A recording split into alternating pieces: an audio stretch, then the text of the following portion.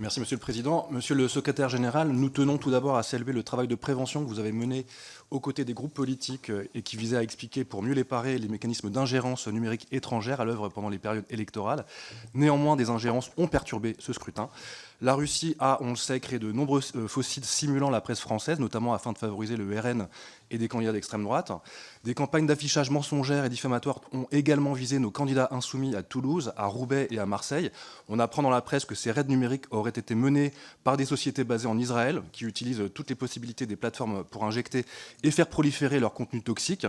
Les réseaux sociaux numériques sont un théâtre de ces opérations de manipulation.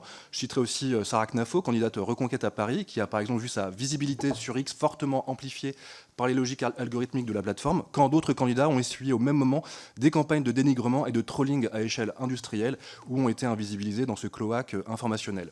Ces constats obligent le gouvernement à agir à l'approche de l'élection présidentielle. Il est impératif de garantir le bon déroulement du scrutin.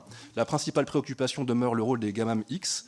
Ces systèmes sont entre les mains d'une poignée d'oligarques états-uniens dont l'objectif est de brutaliser la société par une idéologie suprémaciste et néofasciste. Depuis la réélection de Donald Trump, les garde-fous ont disparu. La réponse de la France et de l'Union européenne est insuffisante. Le DSA ne change pas la donne de façon significative. Il faudra pourtant instaurer un véritable rapport de force avec ces acteurs étrangers, bien décidés à forcer l'alignement des démocraties du vieux continent sur leur agenda d'extrême droite. J'aurais une question. Dans ce contexte propice au collapse démocratique, la stratégie adoptée par le Brésil, qui a menacé ces plateformes de les suspendre si elles ne fournissaient pas des garanties claires quant à la transparence des algorithmes et la régulation des contenus illégaux, peut-elle, selon vous, constituer une solution opérationnelle efficace pour la France et sa souveraineté électorale, pour reprendre votre juste expression, alors que la campagne présidentielle commence bientôt? Merci. Monsieur le secrétaire général, je vous en prie. Plusieurs points, là aussi techniques, pour me contenter de mon rôle de fonctionnaire. Premièrement, je pense que aujourd'hui, l'état du droit européen existant, c'est-à-dire que si nous prenons le DSA et son article 35 et son obligation d'atténuation des risques systémiques et la façon dont c'est décliné sur un certain nombre de sujets qui sont extrêmement importants, la transparence algorithmique, l'obligation de retrait des comptes inauthentiques, pour ne prendre que ces deux exemples-là, aujourd'hui on a un sujet sur l'effectivité de la mise en œuvre. Il y a des choses positives qui ont été faites récemment. La mise en demeure par la Commission européenne d'un certain nombre de grands acteurs des plateformes numériques sont un bon début, mais des expressions publiques et politiques de nos autorités politiques, et à commencer par le président de la République, ont eu lieu ces dernières semaines. Il faut aller beaucoup plus loin et de façon beaucoup plus active dans la mise en œuvre du droit existant de nature européenne. Et nous avons beaucoup d'idées, pour être très honnête avec vous, techniques sur la façon dont nous pourrions interpréter le droit existant à court terme de façon beaucoup plus agressive pour garantir l'effectivité du droit européen et le respect par les grandes plateformes numériques des obligations tout simplement qui sont celles de notre modèle républicain et démocratique et de préservation de notre souveraineté. Donc de ce point de vue-là, il y a un certain nombre de pistes d'action. Deuxièmement, et merci de vos propos, mais nous étions incertains finalement quand nous avons engagé ce travail collectif avec l'ensemble des groupes politiques, avec l'ensemble des commissions, sur les principes sur lesquels nous avions fondé notre action collective. Ces principes d'information préalable, de transparence, de publication régulière, d'anticipation, de caractère routinier, c'est ce que nous avions tiré de l'expérience d'un certain nombre de nos partenaires, européens et canadiens pour ne pas les citer. Nous ne savions pas exactement ce que cela produirait dans le contexte politique d'une campagne électorale en France en 2026.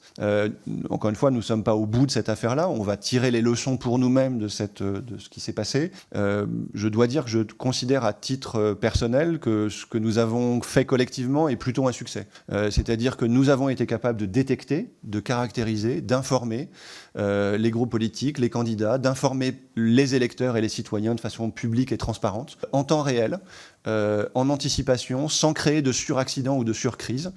Et donc ce modèle-là, c'est un modèle sur lequel il faut que nous réfléchissions collectivement pour savoir ce que nous en faisons pour la suite.